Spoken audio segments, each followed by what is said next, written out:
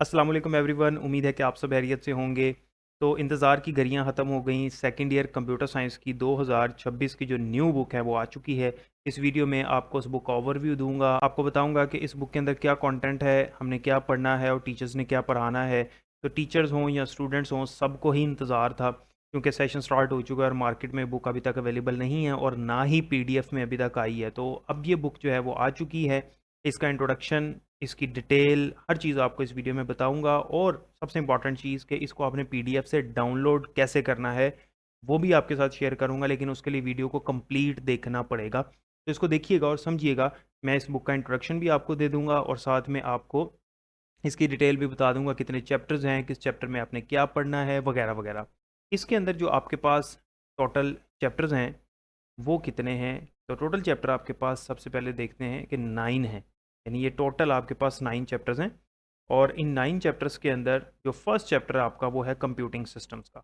अब computing system जो chapter है इसमें आपने क्या पढ़ना है और टीचर्स ने क्या पढ़ाना है वो भी देख लेते हैं। तो इसको अगर मैं थोड़ा सा स्क्रॉल डाउन करूँ तो यहाँ पर कंप्यूटिंग सिस्टम्स के अंदर यहाँ पे लिखा हुआ है कि इसमें पढ़ना क्या है। नेटवर्क आर्किटेक्चर पढ़ना है आपने, नेटवर्क के बारे में सारी डिटेल पढ़नी है आपने। Fundamental concepts and become proficient in network diagnostic tools and commands. Network को डायग्नोस कैसे करते हैं प्रॉब्लम्स को, और डायग्नोस्टिक के टूल्स कौन से होते हैं और कमांड्स कौन सी होते हैं जिनके थ्रू नेटवर्क के अंदर आने वाली प्रॉब्लम्स को हम फाइंड आउट करते हैं।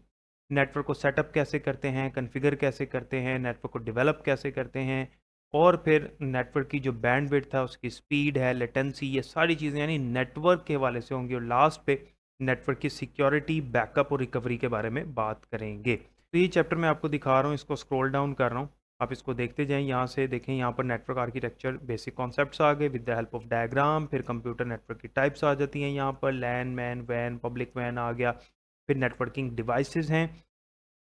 इसके अंदर काफ़ी टॉपिक्स ऐसे हैं जो कि प्रीवियस जो ओल्ड फर्स्ट ईयर की बुक थी उसके अंदर नेटवर्क वाले चैप्टर में थे, चैप्टर नंबर 2 और 3 के अंदर। तो काफ़ी वो वाले टॉपिक हैं, जैसे टोपोलॉजीज़ हैं, ये पहले बच्चों ने पढ़ी हुई हैं जो आपके सीनियर स्टूडेंट्स थे और टीचर्स ने पढ़ाई भी हुई हैं। जो टीचर्स वीडियो को देख रहे हैं उनको पता है। इसी तरह से ये लेयर्ड मॉडल है हमारे पास, ये भी हमने पढ़ाया हुआ है। कितनी मतलब ये वही वाली पुरानी चीज़ें ही हैं सारी की सारी। तो मैक्सिमम इस चैप्टर के अंदर जो है ना वो फर्स्ट ईयर जो ओल्ड थी उसके चैप्टर 2-3 वाला कंटेंट है, लेकिन इसके अंदर नेटवर्क सिक्योरिटी, और ये देखें यहाँ पर उसने बताया हुआ है कि पिंग कमांड क्या होती है और उसको हम कैसे पिंग लगाते हैं। ये कुछ नई चीज़ें आपको यहाँ पर देखने को मिलेंगी जो कि आपने बच्चों को पढ़ानी है। उसके बाद ये चैप्टर कंप्लीट होता है। अच्छा, अब अगर हम चैप्टर नंबर 2 की बात करें तो ये कंप्यूटेशनल थिंकिंग एंड एल्गोरिदम वाला चैप्टर है। और ये वाला जो चैप्टर है ये आपके 10th क्लास में मौजूद है, 9th क्लास में मौजूद है।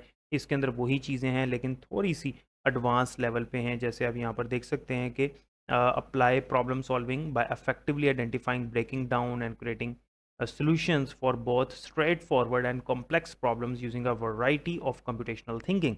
कंप्यूटेशनल थिंकिंग यानी कि आपने जो कंप्यूटेशनल प्रॉब्लम्स होती हैं उनको किस तरह से सॉल्व करना होता है, उसके सारे तरीके हैं, जिसके अंदर यहाँ पर कंप्यूटेशनल थिंकिंग के बारे में बात हो रही है। फिर उसके बाद प्रॉब्लम को सॉल्व कैसे करते हैं स्टेप बाय स्टेप। फिर इसके अंदर एल्गोरिदम आ जाएगा, यहाँ पर देखें ये एल्गोरिदम है। फिर उसके बाद लॉजिक गेट्स आते हैं, यहाँ पर ट्रू फॉल्स वगैरह, ये भी पहले से आपने पढ़े होंगे, ये भी मुश्किल नहीं है लॉजिक गेट्स। फिर इसी तरह से इसके अंदर जो है वो लॉजिक गेट्स की डायग्राम्स आ जाएंगी और फिर उनको सॉल्व करने के मेथड्स आ जाएंगे। कुछ एक्टिविटीज़ हैं जैसे हर बार बुक के अंदर होती हैं और ये चैप्टर कंप्लीट हो जाएगा। तो ये वाला चैप्टर जो है वो ज़्यादा लेंथी नहीं है।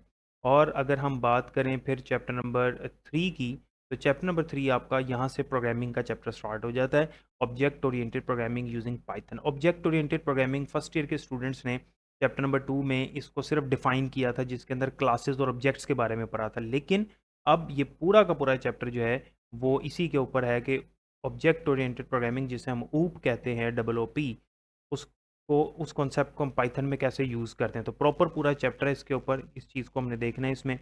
उसके बाद चैप्टर नंबर 4 में ये पढ़ेंगे कि GUI की डेवलपमेंट कैसे होती है, यानी ग्राफिकल यूज़र इंटरफेस की। और चैप्टर नंबर 5 जो है आपका वो है कोड टेस्टिंग एंड डिबगिंग। अपने कोड को लिखने के बाद हम उसको टेस्ट कैसे करते हैं, कौन कौन से मेथड्स हैं बाकायदा। फर्स्ट ईयर में सिर्फ मेथड्स के नाम पढ़े थे, इस चैप्टर के अंदर बाकायदा वो तरीका देखना है कि हम कैसे कोड की टेस्टिंग करते हैं और डिबगिंग करते हैं। और चैप्टर नंबर 6 वही डाटा एनालिसिस वाला, जैसे फर्स्ट ईयर में चैप्टर नंबर 5 था उससे रिलेटेड है, मिलता जुलता है। ये चैप्टर जो है वो डाटा साइंस से रिलेटेड है, जो कि 10th क्लास में मौजूद है, लेकिन इसके अंदर थोड़ी-सी एडवांस लेवल की चीज़ें हैं। तो इसके अंदर कुछ टॉपिक्स वही वाले हैं, लेकिन कुछ एडवांस लेवल के हैं।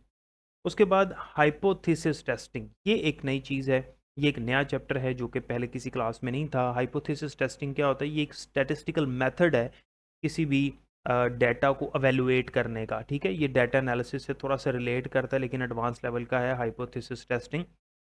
यूनिवर्सिटी लेवल्स के अंदर जो है ये काफ़ी सब्जेक्ट्स के अंदर, कोर्सेज़ के अंदर ये पढ़ाया जाता है। हाइपोथेसिस टेस्टिंग बहुत इंपॉर्टेंट है।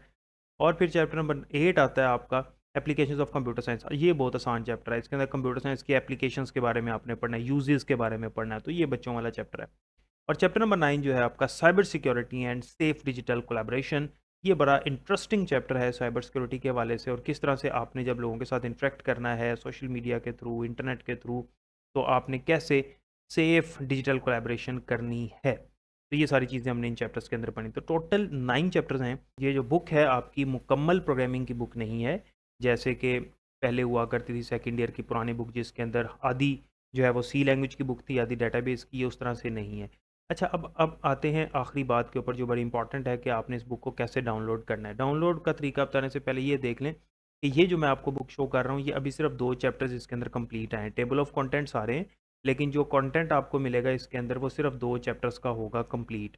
बाकी जो चैप्टर्स हैं वो अभी नहीं आए, ना ही मार्केट में तो खैर बुक ही नहीं आई, लेकिन ये सिर्फ अभी 2 चैप्टर हैं। तो ये 2 चैप्टर जो हैं अभी, जब तक आपने पढ़ाने हैं बच्चों को, या बच्चे जब तक ये पढ़ेंगे तब तक, यानी इंशाल्लाह 1 महीने के अंदर अंदर बुक भी आ जाएगी, पीडीएफ में भी आ जाएगी, और उसके बाद फिर मार्केट में भी आ जाएगी। जब वो आएगी तब मैं एक और वीडियो बना के उस पूरी बुक को एक्सप्लेन कर दूंगा और उसको भी डाउनलोड करने का तरीका बता दूंगा। अच्छा, इसके लिए मैं एक लिंक ऐड कर रहा हूँ वीडियो के डिस्क्रिप्शन के अंदर, या व्हाट्सएप ग्रुप ज्वाइन कर लें, वहाँ पर भी लिंक मैंने दिया हुआ है।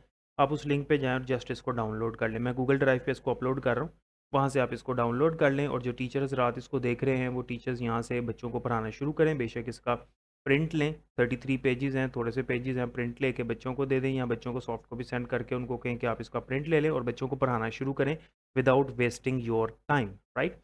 उम्मीद करता हूँ हर चीज़ क्लियर है। और कोई क्वेश्चन हो तो कमेंट सेक्शन में पूछ सकते हैं। अपना बहुत ख्याल रखिएगा। अल्लाह हाफ़िज़।